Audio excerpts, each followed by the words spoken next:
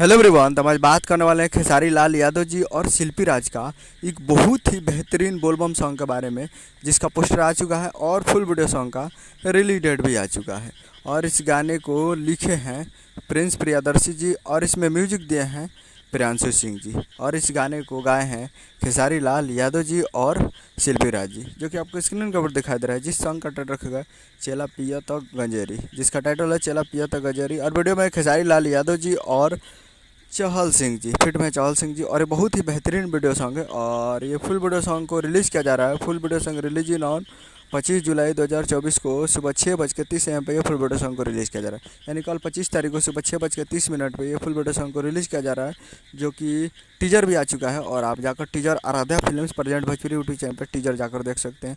और full video song के लिए कल सुबह में तैयार रहेगा 25 तारीख को सुबह 6:30 AM पे ये फुल वीडियो सॉन्ग को रिलीज़ किया जाएगा Aaradhya films present Bhojpuri YouTube channel पे।